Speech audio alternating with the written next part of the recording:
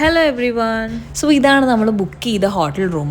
നമ്മൾ അയോധ്യ മന്ദിറിൽ നിന്ന് ജസ്റ്റ് ഒരു 1 കിലോമീറ്റർ ഡിസ്റ്റൻസിനാണ് നമ്മൾ ഈ റൂം ബുക്ക് ചെയ്തത്. ഹോട്ടൽ രാമാഞ്ജനേയ എന്നാണ് ഹോട്ടലിൻ്റെ പേര്. It was very beautiful and cosy വൈബുള്ളൊരു റൂമായിരുന്നു. ഞങ്ങളപ്പോൾ ഇപ്പോൾ എന്താണ് മറന്നു സംഖ്യ ഗായ്സ്. അങ്ങനെ നമ്മൾ അയോധ്യ എത്തിയിരിക്കുന്നതാണ്. നമ്മൾ ഇന്ന് അയോധ്യയിൽ, നാളെ അയോധ്യ, അത് എന്താ പറയും. ആസ് യൂഷ്വൽ സംഗീതം ഇന്ന് വർക്കുണ്ട്.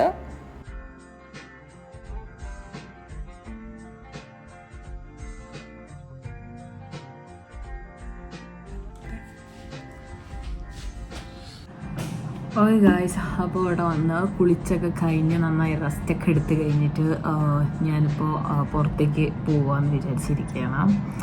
സോ ഞാനിപ്പോൾ പുറത്തേക്ക് പോകാൻ പോവുകയാണ്. സംഗീത ഇവിടെ വള സംസാരിച്ചുകൊണ്ടിരിക്കുകയാണ്. എന്താണെന്ന് എനിക്ക് പോലും അറിയില്ല. ഒരു professional video, okay guys. So ഞാനിപ്പോൾ പുറത്തേക്ക് പോകാൻ നിൽക്കുകയാണ്. സംഗീത വരുന്നില്ല, കാരണം സംഗീതത്തിന് ഇവിടെ വർക്കുണ്ട് ഗൈസ്. സോ ഞാൻ ഒറ്റയ്ക്കാണ് പോകുന്നത്, ഒറ്റയ്ക്ക്. സോ ഞാൻ വിചാരിച്ചു കുറച്ച് വെള്ളം കുടിക്കാമെന്ന്. പിന്നെ ഈ ബോട്ടിൽ നമുക്ക് ഇങ്ങനെ ഇങ്ങനെ നമ്മൾ വർക്കൊക്കെ ചെയ്യുന്ന സമയത്ത് ഇവിടെ ഇങ്ങനെ വെക്കുമ്പോൾ ഭയങ്കര നല്ലൊരു ലുക്ക് ഉണ്ടാവും എന്നാണ് ഞാൻ പറയാൻ വേണ്ടി വന്നത് ഗൈസ്. ഓക്കെ,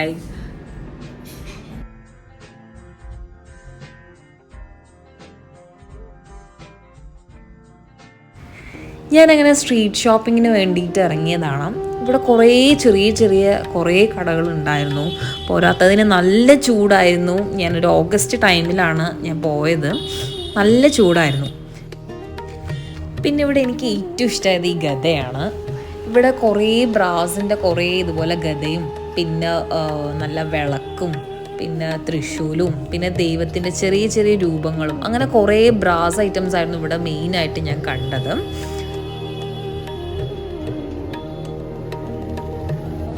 ഓ ഗായ്സ്, ഇവിടെ ഒടുക്കത്തെ ചൂടായിരുന്നു. സത്യം പറഞ്ഞാൽ പുറത്തിറങ്ങാനേ തോന്നുന്നുണ്ടായിരുന്നില്ല. ഞങ്ങളിപ്പോൾ അയോധ്യ എയർപോർട്ട് എത്തിയതാണ്. സംഗീതൻ്റെ അച്ഛനും അമ്മയും നാട്ടിൽ നിന്ന് വരികയാണ് അവർ. സോ ഞങ്ങൾ അവരെ പിക്കപ്പ് ചെയ്യാൻ വേണ്ടി ആ എയർപോർട്ട് പോയിക്കൊണ്ടിരിക്കുന്നു. എയർപോർട്ടിനെ പറ്റി പറയുകയാണെങ്കിൽ ഒരു യുണീക്ക് സ്റ്റൈൽ ഓഫ് ഡിസൈനിങ് ആയിരുന്നു. പുറത്തുനിന്ന് നോക്കുമ്പോൾ തന്നെ ഭയങ്കര ഒരു ട്രഡീഷണൽ ലുക്കായിരുന്നു സത്യം പറഞ്ഞാൽ എയർപോർട്ടിന്. നല്ല രസമുണ്ടായിരുന്നു അത് കാണാൻ.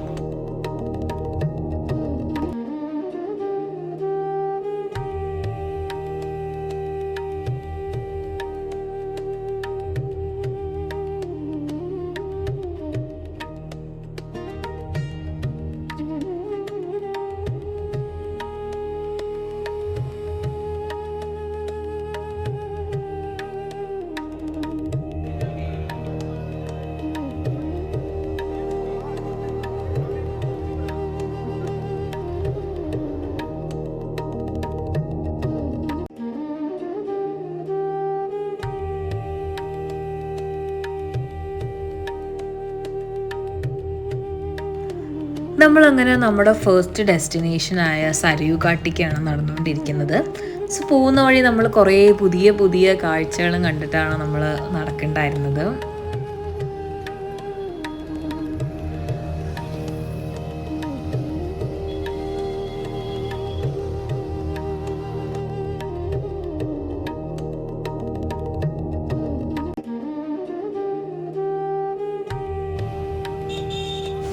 ഇവിടെ നമുക്ക് അയോധ്യയിൽ ട്രാൻസ്പോർട്ടേഷനായിട്ട് most of the people use ചെയ്യുന്നത് ഗവൺമെൻറ് വെഹിക്കിളാണ്.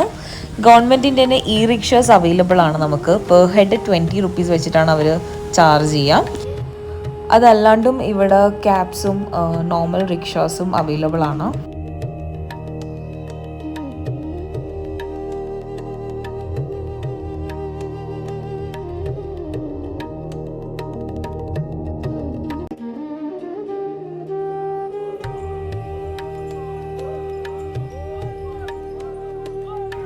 നമ്മുടെ നാട്ടിലത്തെ കാവടി പോലെയാണ് ഇവിടുത്തെ ഈ ഒരു ആചാരവും.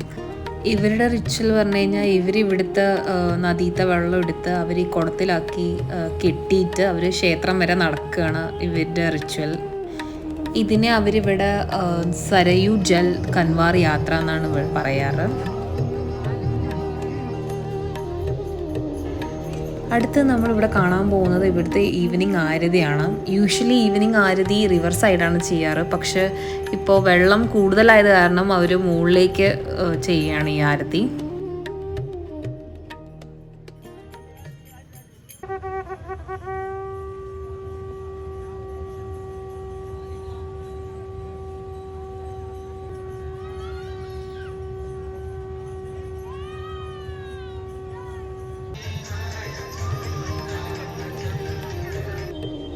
അടുത്ത നമ്മുടെ മെയിൻ ഡെസ്റ്റിനേഷൻ നമ്മൾ ശ്രീരാം ജന്മഭൂമി അയോധ്യ ടെമ്പിളിലേക്കാണ് നമ്മൾ പോകുന്നത്.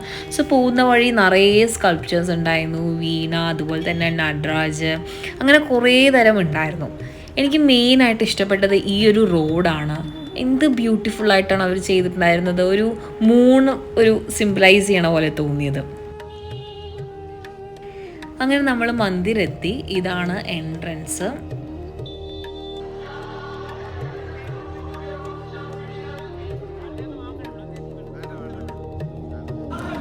ഞങ്ങൾ ആ അമ്പലത്തേക്ക് പോകാൻ വേണ്ടി നിന്നു, പക്ഷേ അൺഫോർച്യുനേറ്റ്ലി ഞങ്ങൾക്ക് പോകാൻ പറ്റിയില്ല.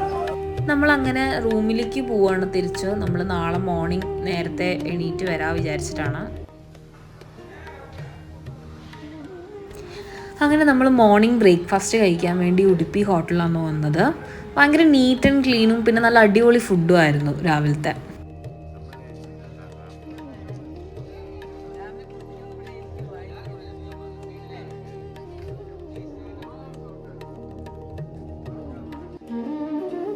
സോ നമ്മൾ ഉള്ളിലേക്ക് പോവാണ്. ഇതാണ് മെയിൻ എൻട്രൻസ്. ഇപ്പോൾ നമ്മൾ ഈ പോകുന്ന വഴി എന്ന് പറയുന്നത് അമ്പലത്തിലേക്കല്ല, സത്യം പറഞ്ഞാൽ നമ്മൾ ക്ലോക്ക് റൂമിലേക്കാണ് പോകുന്നത്. സത്യം പറഞ്ഞാൽ ഞാൻ നിങ്ങൾക്ക് അവിടെ എത്തിയിട്ട് കാണിച്ചു തരാം.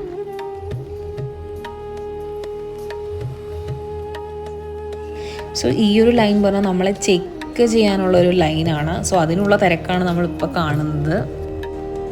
നമ്മളങ്ങനെ അകത്ത് കയറി. ഞാനിത് കണ്ടപ്പോൾ സത്യം വിചാരിച്ചത് ഇതാണ് മെയിൻ ടെമ്പിൾ എന്നാണ്, പക്ഷെ അല്ല, ഇതാണ് ഇവിടുത്തെ ക്ലോക്ക് റൂം.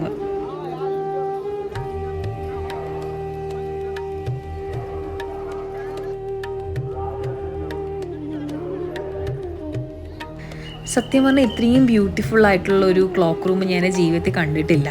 സോ നമ്മളിവിടെ ക്ലോക്ക് റൂമിൽ നമ്മുടെ ഇലക്ട്രോണിക് ഗാഡ്ജറ്റ്സ്, മൊബൈൽ ഫോൺസും പിന്നെ അതുപോലെ തന്നെ നമ്മുടെ സ്മാർട്ട് വാച്ചും പിന്നെ നമ്മുടെ വലിയ ലഗേജ്, വലിയ ബാഗ് നമുക്ക് ഉള്ളിലേക്ക് കൊണ്ടുപോകാൻ പറ്റില്ല. നമ്മുടെ വാലറ്റ് മാത്രമേ നമുക്ക് ഇതിൻ്റെ ഉള്ളിലേക്ക് കൊണ്ടുപോകാൻ പറ്റൂ. അതുപോലെ തന്നെ ഉള്ളിൽ പോയി കഴിഞ്ഞാൽ നമുക്ക് ഫോട്ടോസ് ഒന്നും എന്തായാലും എടുക്കാൻ പറ്റില്ല, കാരണം മൊബൈൽ ഫോൺസ് അലൗഡ് അല്ല ഉള്ളിൽ. അങ്ങനെ ഞങ്ങൾ രാം മന്ദിറിൽ നിന്ന് നേരെ വന്നത് ഹനുമാൻ ടെമ്പിളിലേക്കാണ്. സത്യം പറഞ്ഞാൽ രാം മന്ദിറിനേക്കാളും തിരക്ക് ഞങ്ങൾക്ക് ഫീൽ ചെയ്തത് ഹനുമാൻ ടെമ്പിളിലായിരുന്നു. നല്ല തിരക്കായിരുന്നു അവിടെ. സോ ഇതാണ് അവിടത്തേക്ക് പോകുന്ന വഴി.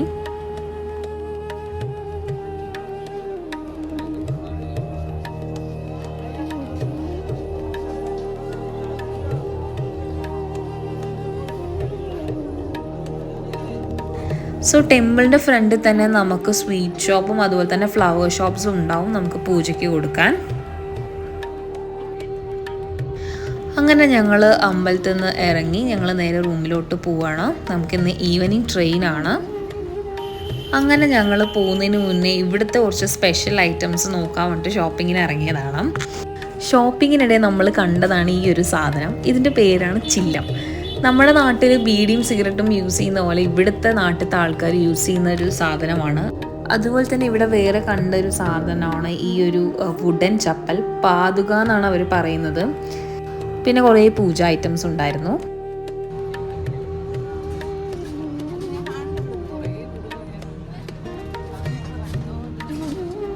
അങ്ങനെ ഞങ്ങൾ ഇവിടുന്ന് അയോധ്യയിൽ നിന്ന് ഇറങ്ങി നേരെ റെയിൽവേ സ്റ്റേഷനിലേക്ക് പോവുകയാണ്, നമ്മുടെ നെക്സ്റ്റ് സ്ഥലത്തേക്ക്.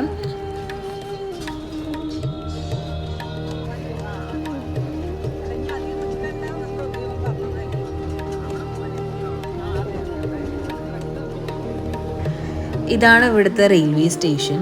റെയിൽവേ സ്റ്റേഷൻ പറയുമ്പോൾ നമുക്കൊരു എയർപോർട്ട് ലുക്കായിരുന്നു ഉണ്ടായിരുന്നത് ഉള്ളിൽ.